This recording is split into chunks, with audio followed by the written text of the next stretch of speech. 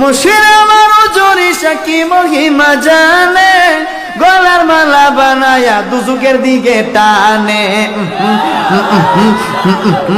হিমতে হিমতে হিমতে জিকির ইমন বাদ ধরেছে, অহনা জিকির নাই। অহন জিকিরের নামে আল্লাহর নামের মাইসকান্দা তালা বাবা জডা বাবা জডা বাবা ইতা ইতা হিতা বংশম লাগাইছে না। এখন একটা নতুন ছাগল বাইরিছে, নতুন ছাগল, নতুন এক ফির সাহেবের নামও বাইর করছে। এটা ফিরের নাম বাপের জন্য উনছিলাম না, নাম বলে উজুরিশা। উজুরিশা আর একটা আলাউদ্দিন জিহাদি। এটার আগে মনে করতাম বলে কিছু মালপানি ভিতরে আছে, ধুর ওইটা আরো বড় গাদা।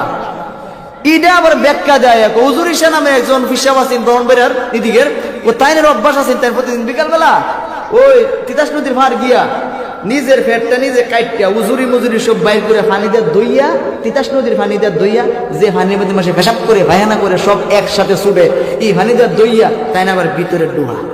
এর লিগে তাই নাম হয়েছে উজুরিশা। হে কত বড় বান্দরে, কত বড় খাড়ার চিন্তা করে আলাউদ্দিন জিয়াদি।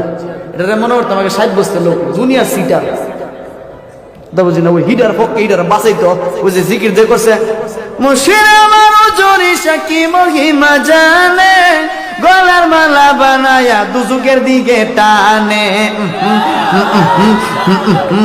হিমতে হিমতে হিমতে ওই হিমতে জিকির যে করছে এরে বাঁচাইতো গিয়া, ওই হুজুরিশার নামে জিকির করছে এরে বাঁচাইতো গিয়া এ আলাউদ্দিন জিয়াদির মতো কত বড় গর্দব, এরে বাঁচাইতো গিয়া ওই হিটারিও ভাই করছে।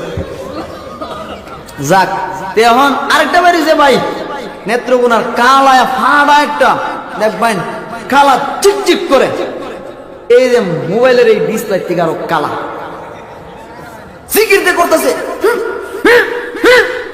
ইটা করতেছে। আচ্ছা ইটা নি জিকির। এবারে এরে গান রে গান, গান যে কারে প্রত্যেকদের শিখে আল্লাহ বালা জানে।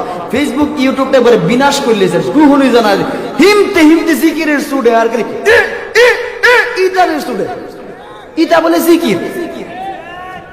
আমনিগুলো হলে মাথা গরম হয়ে যাবো আমরা, যে আর এটা কিটা করতেছে। তাহলে যদি হযরত ওমর, আলী, উসমান এরা কেউ একজন জিন্দা থাকতো, আল্লাহর কসম এই এক একটারে ধরে ধরে পল্টন ময়দানে জব করলো। যদি হযরত ওমর জিন্দা থাকতো, আল্লাহর নাম শুদ্ধ গণিত হয় না। এগুলো কি করতেছে?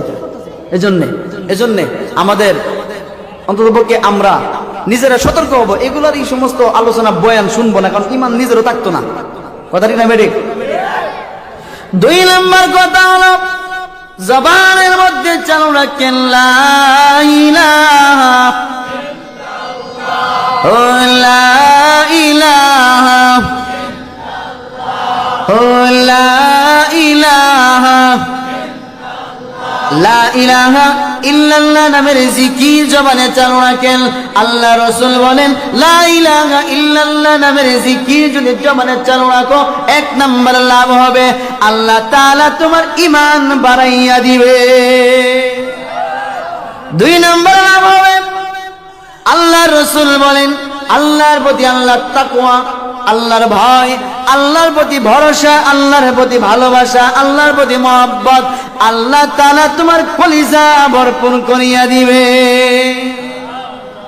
3 নাম্বার আল্লাহর রাসূল বলেন ওই কিয়ামতের কঠিন ময়দানে 7 আসমান 7 জমিন এক পাল্লায় রেখে যদি ওজন দেওয়া হয়, আর এক পাল্লার মধ্যে লা ইলাহা ইল্লাল্লাহ ওজন দেওয়া হয়, লা ইলাহা ইল্লাল্লাহ বাদ দিলাম, শুধুমাত্র শুরুতে যে লাম আলিফ জবর লা, এই লাম আলিফ জবর লা এর সমান 7 আসমান 7 জমিন হবে না।